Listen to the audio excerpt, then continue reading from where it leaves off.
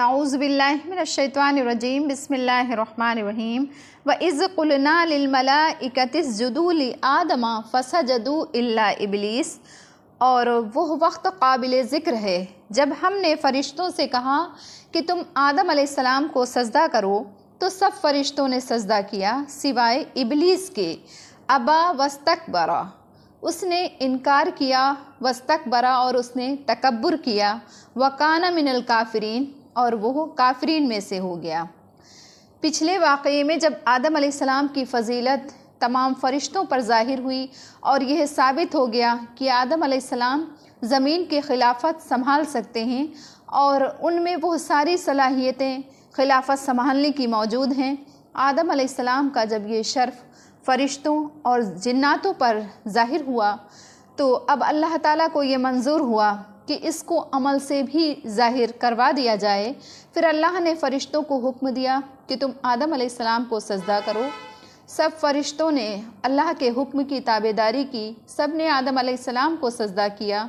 مگر ابلیس نے سجدے سے انکار کر دیا اور وہ غرور میں آ گیا، تکبر میں آ گیا۔ اس سے یہ ثابت ہوا کہ سجدہ کرنے کا حکم اس وقت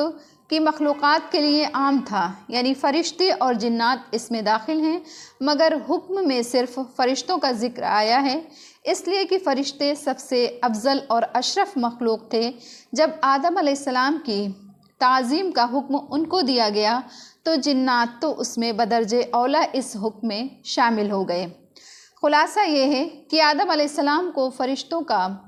سجدہ اور یوسف علیہ السلام کو ان کے والدین اور بھائیوں کا سجدہ جو قرآن میں ذکر ہے، تو یہ سجدہ تعظیماً سجدہ تھا جو ان کی شریعت میں سلام اور مصافحے کا درجہ رکھتا تھا، اور اس وقت یہ جائز تھا۔ شریعت محمدیہ کو کفر اور شرک کے شائبے سے پاک رکھنا تھا، اس لیے اس شریعت میں اللہ کے سوا کسی کو تعظیم کے ارادے سے بھی سجدہ کرنا جائز نہیں رکھا گیا۔ وَقُلْنَا يَا آدَمُ اسْكُنْ أَنْتَ وَزَوْجُكَ الْجَنَّةَ وَكُلَا مِنْهَا رَغَدًا حَيْثُ شِئْتُمَا وَلَا تَقْرَبَا هَٰذِهِ الشَّجَرَةَ فَتَكُونَا مِنَ الظَّالِمِينَ، اور ہم نے کہا کہ اے آدم، تم اور تمہاری بیوی جنت میں رہو اور تم دونوں اس میں سے بافراغت ہو کر کے کھاؤ جہاں کہیں سے بھی تم چاہو، وَلَا تَقْرَبَا هَٰذِهِ الشَّجَرَةَ، اور اس درخت کے قریب مت جانا، فَتَكُونَ مِنَ الظَّالِمِينَ، نہیں تو تم ظالمین میں سے ہو جاؤ گے۔ آدم علیہ السلام کا قصہ بیان کیا گیا ہے کہ جب آدم علیہ السلام کی فضیلت اور زمین کی خلافت کے لیے ان کی صلاحیتیں فرشتوں پر ظاہر ہو گئیں، فرشتوں کو بتا دی گئیں اور انہوں نے مان بھی لیا، سجدہ کیا آدم علیہ السلام کو، اور ابلیس اپنے تکبر کی وجہ سے کافر ہو کر کے جنت سے نکال دیا گیا کیونکہ اس نے سجدے سے انکار کر دیا تھا۔ تو آدم علیہ السلام اور ان کی بیوی کو یہ حکم ملا کہ تم دونوں جنت میں رہو اور اس کی نعمتوں سے تم دونوں فائدہ اٹھاؤ، مگر ایک درخت کے لیے انہیں ہدایت کی گئی کہ اس درخت کے پاس مت جانا، یعنی صرف اس کے کھانے سے تم پرہیز کرنا۔ شیطان جو آدم علیہ السلام کی وجہ سے جنت سے نکالا گیا تھا، مردود ہوا تھا، وہ خار کھائے ہوئے بیٹھا ہوا تھا، اس نے کسی طرح سے موقع پا کر اور مصلحتیں بتا کر کے آدم علیہ السلام کو اور بی بی حوا کو بہکایا اور وہ ان دونوں کو اس درخت کے کھانے پر آمادہ کر دیا، اور ان کی اس غلطی کی وجہ سے انہیں بھی جنت سے نکال دیا گیا، اور ان کو یہ حکم ملا کہ اب تم زمین پر جا کر رہو، مگر وہاں کا رہنا جنت کی طرح نہ ہوگا، بلکہ زمین پر اختلافات ہوں گے اور دشمنیاں بھی ہوں گی۔ پھر آدم علیہ السلام نے اپنی غلطی کا احساس کیا اور اللہ تعالیٰ سے توبہ استغفار کی، اور اللہ نے ان کی توبہ کو قبول فرما لیا، مگر زمین پر رہنے کا حکم بدستور قائم رکھا اور یہ بتا دیا کہ ہماری طرف سے بذریعہ وحی جو احکام تمہارے پاس آئیں، جو ان احکام کو مانے گا، جو ہماری اتباع کرے گا، ان کی پیروی کرے گا، وہ ہر خوف سے اور غم سے نجات پا لے گا،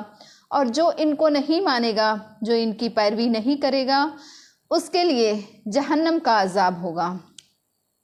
وَقُلْنَا يَا آدَمُ اسْكُنْ أَنْتَ وَزَوْجُكَ الْجَنَّةَ، اور ہم نے کہا کہ اے آدم تم اور تمہاری بیوی جنت میں رہو۔ اللہ نے آدم علیہ السلام اور حوا علیہ السلام کو یہ حکم فرمایا کہ تم دونوں جنت میں پھل بافراغت ہو کر کے استعمال کرتے رہو، نہ ان کے حاصل کرنے میں تمہیں کسی قسم کی کوئی محنت کی ضرورت ہوگی، اور نہ تمہیں یہ فکر ہوگا کہ یہ غذا کم ہو جائے گی یا پھر ختم ہو جائے گی۔ تم بے فکر ہو کر کے بافراغت ہو کر کے یہاں سے فائدہ حاصل کرتے رہو، یہاں سے کھاؤ۔ وَلَا تَقْرَبَا هَٰذِهِ الشَّجَرَةَ، اور تم اس درخت کے قریب مت جانا۔ کسی خاص درخت کی طرف اشارہ کر کے فرمایا گیا کہ اس کے قریب نہ جانا۔ اصل مقصد یہ تھا کہ اس پھل کو نہ کھاؤ، مگر تاکید کے طور پر یہ کہا گیا کہ اس کے پاس بھی نہ جاؤ۔